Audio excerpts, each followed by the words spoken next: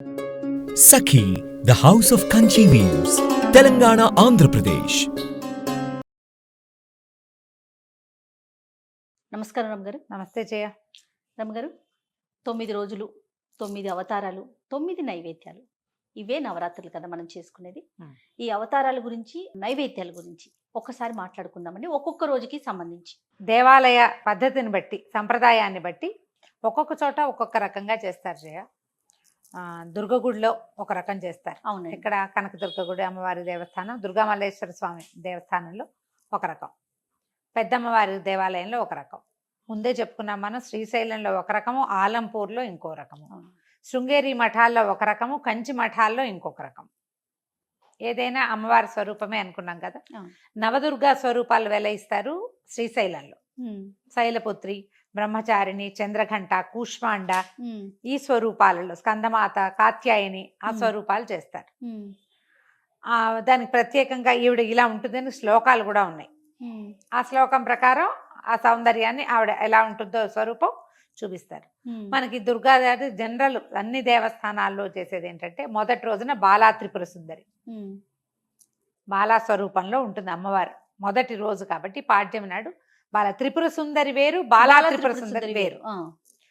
త్రిపుర సుందరి మళ్ళీ వస్తుంది, లలితా త్రిపుర సుందరి మళ్ళీ వస్తుంది. ఈ బాలా త్రిపుర సుందరిగా అవతారం వేసి మొదటి రోజున ఒక్కొక్క చోట ఒక్కొక్క రకం నైవేద్యం పెడతారు.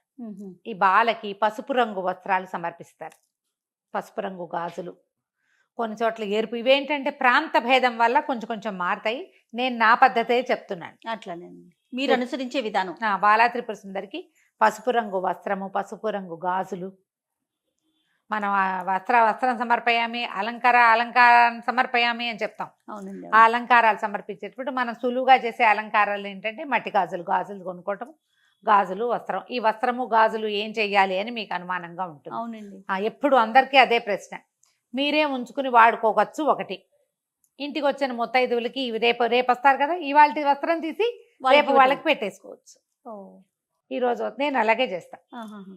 ఎవరైనా వస్తే ముందు రోజు వస్త్రం అవి తీసి పక్కన పెట్టుకుంటాం కదా, ఎవరైనా వస్తే ఆ వస్త్రం ఆ గాజులు వాళ్ళ ముత్తైదు చేతిలో పెడతా. వారినే లలితాదేవిగా భావించి మొదటి రోజున ఈవిడే. తర్వాత రెండో రోజు గాయత్రి. మన వరస కొంచెం ముందు వెనక అవుతుంది. తర్వాత గాయత్రీ దేవికి ఏంటంటే ఆకుపచ్చటి వస్త్రము, ఆకుపచ్చని గాజులు, ఆమె కోసం అల్లపు గారెలు అట్లా చేస్తారు. అల్లం వేసిన గారెలు, మినపప్పు గారెలు చేస్తాం కదా, అల్లం వేసుకుంటాం.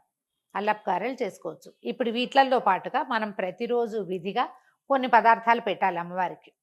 ఏంటంటే మనము పూజ చేసే విధానాన్ని బట్టి మనం చాలా లలితా శాస్త్రం చదువుతాము, మళ్ళీ బాలా త్రిపుర సుందరికి స్తోత్రం చదివి, ఇంకేమిటో స్తోత్రాలు చదివి, బోల్డంత పుష్పార్చన, కుంకుమార్చన, నామానికి కుంకుమ ఇలా వేసేస్తాం కదా. నివేదన బాగా చేయాలమ్మా. ఈ నివేదనలో మనం ఏ పదార్థం చెప్పామో అది ఊరికి ఇంత చేసి పెట్టడం కాకుండా, మీరు విశేషంగా చేసేటప్పుడు ప్రతిరోజున అంటే మీరు చేసేదాన్ని బట్టి చేసుకోండి. ఎక్కువ చేసేటట్టయితే మనం చాలాసేపు పూజ చేసుకుంటాం, బోళ్ళంతా పుష్పార్చన చేస్తాం, బోళ్ళని కుంకుమార్చన చాలా చేస్తామంటే ప్రతిరోజు నియమంగా అమ్మవారికి పెసరపప్పు, వడపప్పు, పానకము నివేదన పెట్టండి ఒకటి. తర్వాత కొబ్బరికాయ కొట్టడం, అరటిపళ్ళు లాంటివి ఫల నివేదన. వీటితో పాటుగా పులగం నియమంగా చేసుకోవాలి. బియ్యము, పెసరపప్పు, ఒక్క చిటికెడు పసుపు వేసి వండేయటం. అది మనం అన్నంలాగా తినేసేయచ్చు, ప్రసాదం లాగానే కాదు. అందులో మామూలు కూర పులుసు అన్ని కలుపుకొని అన్నం భోజనం లాగా చేయొచ్చు. ఈ ఒట్టి అన్నం కాకుండా అందులో కొంచెం పెసరపప్పు, ఒక చిటికెడు పసుపు, ఒక చిటికెడు ఉప్పు వేస్తే అన్నం పూర్తి స్థాయి పులగం తయారైపోతుంది. పులగం అన్నం చేసే విధానం కూడా ఉంటుంది, అది కూడా చేయొచ్చు.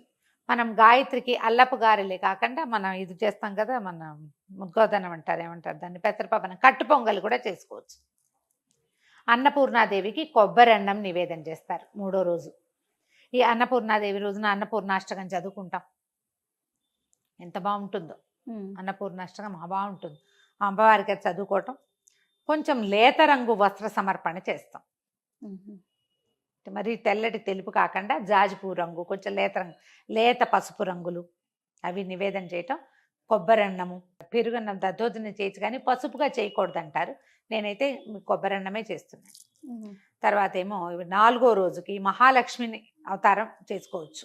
ఇది మహాలక్ష్మీదేవికి ఏంటంటే చక్కటిది పసుపు, వస్త్రం ఆవిడకి ఇష్టం. ఎందుకంటే విష్ణుమూర్తి ఆయన ఎక్కువగా పీతాంబరధారిగా కనిపిస్తాడు, పచ్చటి బట్ట కట్టుకున్నవాడిగా కనిపిస్తాడు. అందుకదా పసుపు వస్త్రం సమర్పించడం, పసుపు రంగు గాజులు సమర్పించడం, ఈవిడికి రవ్వ కేసరి ఒకటి పెడతారు ఒక నియమంగా.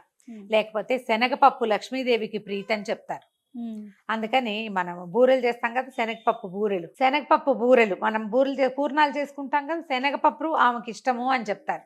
రవ కేసరి కానీ శనగపప్పు బూరెలు కానీ చేసుకోవచ్చు. తర్వాత 5వ రోజున లలితాదేవి అని చెప్తారు. బాలా త్రిపుర సుందరి కాకుండా ఇప్పుడు లలితా త్రిపుర సుందరి అవతారం వేస్తారు ఈ రోజున. ఈ లలితా త్రిపుర సుందరికి ఏంటంటే ఈమెకి ఉపాంగ లలితావ్రతం అని చెప్తారు. లలితా పంచమి ఆ రోజున 5. ఈ పంచమి నాడు మనము ఒకవేళ ముందు రోజుల్లో మొదలు పెట్టలేదనుకో, అసలు ఇలా చెయ్యం మనం. పంచమి నాడు ఒక్కరోజు లలితా త్రిపుర సుందరి లలితా సహస్రనామం చదువుకోవచ్చు మనం. చేయలేకపోతే 9 రోజులు చేయలేం, ఆఖరి రోజు చేస్తాం. పంచమి నాడు ఖాళీగా దొరికితే పంచమి నాడు చేసుకోవచ్చు. ఇలా ఉపాంగ లలితా వ్రతం చాలా బాగుంటుంది, చాలా మంచిదట. ఈ రోజున లలితా వ్రతం చేసుకుంటే, వ్రతం అంటూ ఏం పెద్దగా చేయలేకపోతాం. అమ్మవారిని పెట్టుకోవడం, బొట్టు పసుపు చూపించడం ఆమెకి, తర్వాత లలితా సహస్రనామం చదువుకోవడం. లలిత అష్టోత్తరం చదవండి ఈ రోజున. సహస్రనామం కంటే కూడా అష్టోత్తరం చాలా బరువుగా ఉంటాయి, తేలిగ్గా ఉండదు. నామాలు భలే బాగుంటాయి, పెద్ద పెద్ద సమాసాలు, చాలా పెద్ద పెద్ద నామాలు. లలిత అష్టోత్తరం చదువుకోవటం. ఈ లలితాదేవికి గుడాన్నము శాకాన్నము పెట్టచ్చు. శాకాన్నం అంటే కూరలు అవి వేసి మనం మన ఎలా అంటే కలగలుపు అన్నం అన్నమాట. పులుపు వేయం అందులో, అన్ని కూరలు వేసి బిర్యానీ చేస్తారు. మసాలా ఉల్లిపాయలు అవి వేయకుండా శాకాన్నం కూరలతోటి అన్నం వండుకోవటం. ఈ మలయాళీస్ వాళ్ళు అవియల్ అని చేస్తారు, కొబ్బరి పాలు పోసి కూర ముక్కలతో. అది మనం అన్నంతో పాటు వండి పెట్టచ్చు. గుడాన్నం పెట్టచ్చు, బియ్యము బెల్లము కలిపి వండుకుంటాం. పాయసం అయితే ఏం చేస్తాం మనము, పాలు పోస్తాం కదా పరమాన్నంలో, పాలు పోసుకుంటాం. ఇక్కడ పాలు పొయ్యకుండా బెల్లము అన్నం గుడాన్నం చేస్తాం. అది కూడా ఒక ప్రత్యేకమైన నివేదన, చక్కగా చేసుకోవచ్చు అది కూడా. తర్వాత ఏమైంది, మూలా నక్షత్రం వస్తుంది. మూలా నక్షత్రం నాడు సరస్వతి పూజ చేసుకుంటాం. కొంత విశేషంగా చేస్తాం కదా, విశేషంగా చేస్తాం. ఈ మూలా నక్షత్రపు ప్రత్యేకత ఏంటంటే అమ్మవారికి తెల్లని వస్త్రం, అంటే తెల్లటి ఎవరికి పెట్టం మనం. అందుకని తెలుపు మీద ఏదైనా డిజైన్ ఉన్నది పెట్టుకోండి. తెలుపు మీద ఏదైనా డిజైన్ ఉన్నది, ఎరుపు లేదా పసుపు రంగు గాజులు సమర్పించవచ్చు. అయితే ఈమెకి ఏం చెప్తారంటే పెరుగన్నము నివేదన, తర్వాత ఏమో కొబ్బరి అన్నము, తెల్లటి పదార్థాలు, పంచదారతో చేసిన పాయసము. మామూలుగా బెల్ల పాయసం చేసుకుంటాం కదా, ఈ రోజున మనం తెల్లని పంచదార పాయసం నివేదన చేయొచ్చు. సరస్వతి పూజ రోజున మనం పిల్లలతోటి ఏదైనా పుస్తకాలు అవి పెట్టి చక్కగా స్వస్తికో ఓంకారము వేసి అమ్మవారి దగ్గర పెట్టించి నమస్కారం చేయించండి. సరస్వతికి సంబంధించిన ఒక శ్లోకం చెప్పండి. మూలా నక్షత్రం రోజున మనం అక్షరాభ్యాసాలు చేయిస్తారు. కొత్త విద్య ఏదైనా మొదలు పెట్టదలుచుకున్న వాళ్ళు మొదలు పెట్టుకోవచ్చు, విశేషంగా చేసుకోవచ్చు. మూలా నక్షత్రం మిగిలిన చేయకపోయినా మూలా నక్షత్రం చేసుకుంటారు. అవును. ఇక్కడి నుంచి సప్తమి అష్టమి నవమి వస్తాయి కదా. అయితే సప్తమి నాడు ఒకవేళ మనం నక్షత్రం మూలా నక్షత్రం సప్తమి నాడు పడిందో షష్ఠి నాడు పడింది అనుకోండి, ముందు వెనక అయిపోతుంటాయి కదా తిథులు. మహాలక్ష్మిని ఇటు సరస్వతిని అటు తిప్పుకోవచ్చు అనమాట. ఎలా కుదిరితే అట్లా మన తిథులని బట్టి. నేను తిథులు చూడాల, మామూలు క్యాజువల్గా చెప్తాను. అవునులేండి. అక్కడి నుంచి దుర్గా అష్టమి నాడు దుర్గం చేసుకుంటాం. ఈ దుర్గాదేవికి ఏంటంటే మనం గారెలు, తర్వాత ఏమో పాయసము, పులిహోర, మంచి కలర్ఫుల్గా ఉండేవి, బాగా ఎర్రటి మన ఏమంటే బెల్లం కూడా ముదురు రంగు బెల్లంతో పాయసం చేయమంటారు.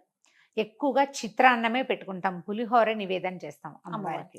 ఆమెకి ఇష్టం అని చెప్తారు. ఎంత ఎక్కువ చేయగలిగితే అంత మంచిది. కొద్దిగా ఇంత కలపటం కాకుండా నిమ్మకాయతో కాదు, చింతపండుతోటే చేసుకుంటాం. అక్కడి నుంచి ఈ అమ్మవారికి ఎరుపు వస్త్రం, ఎర్రని వస్త్రము, ఎర్రని గాజులు దుర్గకి సమర్పిస్తాం. అక్కడి తర్వాత రోజు మహర్నవమి. ఈ రోజున అమ్మవారు కాళరాత్రి స్వరూపంలో దర్శనమిస్తుంది. మహాకాళి స్వరూపాన్ని కూడా ఎరుపు వస్త్రాలు, ఎరుపు గాజులు. నలుపు అని చెప్తారు, అమ్మవారిని భీకర స్వరూపంలో వెలయిస్తారు. మనం ఆ రోజున మహాకాళి ఏం చదువుకుంటాం, మహిషాసుర మర్దిని స్తోత్రము అలాంటివి చదువుకోవచ్చు. ఆయుధ పూజలు చేస్తారు. మహానవమి నాడు ఆయుధ పూజ చేసే అలవాటు ఉంటే విజయదశమి నాడు చేసుకోవచ్చు, మహానవమి నాడు చేసుకోవచ్చు. ఈ నవమి అమ్మవారి కాళరాత్రి స్వరూపంతో ఇది పూర్తయిపోతుంది. అమ్మవారికి మహానవమి నాడు గారెలు నివేదన చేస్తారు. మినుము మంచిది. మినుము ఏంటంటే ఐరన్, తర్వాత ఏమో మాంసంతో సమానమైన ఆహారంగా చెప్పబడుతుంది. ఎక్కువ బలం కలిగింది కాబట్టి మినప వడలు కాకపోతే అలసంద వడలు కూడా చేసి పెట్టచ్చు. ఇప్పుడు ఈ రోజున అలసందలు ఉంటే అలసందల వడలు కూడా చేసి పెట్టచ్చు. కానీ మనం రోజు విధిగా చేసేటువంటి పానకము అవన్నీ ఉన్నాయిగా, అవన్నీ అప్లై చేసేయటమే అవన్నీ. ఇక చివరి రోజు ఈ 9 రోజులు ఇదైతే 10వ రోజున అపరాజిత పూజ చేసుకుంటాం. ఇది 10 లేదు ఈసారి, బహుశా 9, 10 కలిపే వచ్చేసి ఉంటాయి. చాలా దేవాలయాల్లో ఉదయకాలం మహిషాసురమర్దిని స్వరూపం కాళిక మహాకాళిక వేసి రాజరాజేశ్వరి స్వరూపాన్ని వేస్తారు. అపరాజిత అంటే రాజరాజేశ్వరి స్వరూపం, స్థిమితమైన స్వరూపంలో కూర్చుని ఉన్న అమ్మవారు. ఈ అపరాజిత పూజ చేసేటప్పుడు ఈ అమ్మవారికి చక్కెర పొంగలి, దధ్యోదనము, పాయసము, చిత్రాన్నము, పులిహోర, ఇలా అన్ని రకాల నివేదనలు. వీటితో పాటు మనము పులుసు అన్నం చేస్తాం, సాంబార్ అన్నము అలాంటిది, కదంబ సాదం అంటాం. కదంబము, చక్కెర పొంగలి మెయిన్ ఈ రోజున చేసుకుంటాం అన్ని రకాల కూరగాయలతోటి.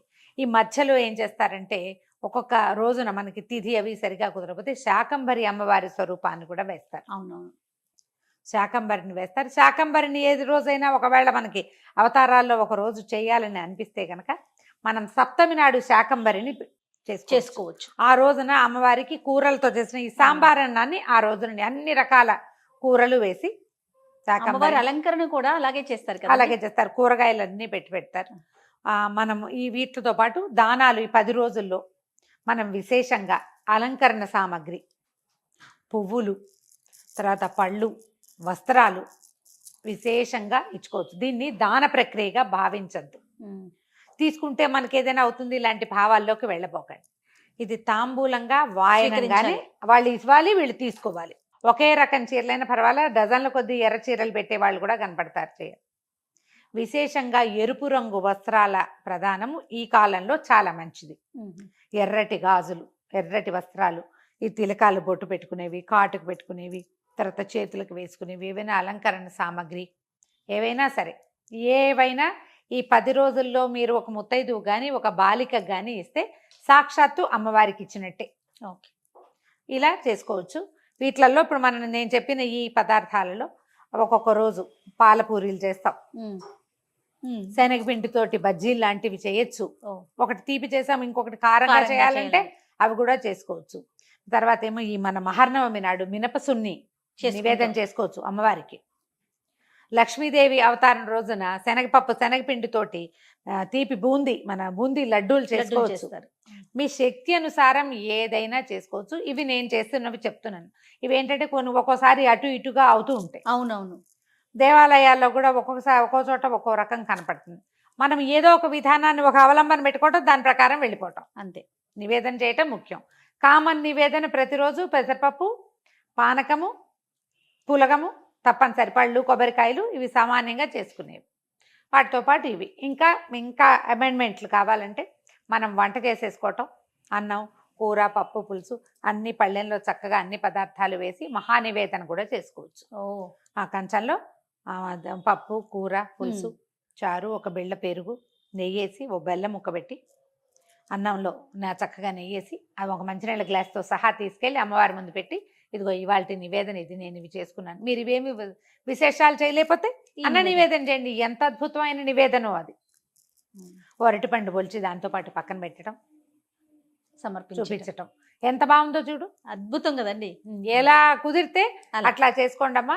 ఇదే చెయ్యాలి, ఇలాగే చెయ్యాలని కాదు, అసలు చేయాలి అంతే. అది నియమంగా పెట్టుకోవటం, అదొక్కటి నియమంగా పెట్టుకుని పండగ చక్కగా జరుపుకోండి. పిల్ల పాపలతో హాయిగా ఉందాం. సంతోషం రమ్మ గారు. నమస్తే. నమస్తే జీ.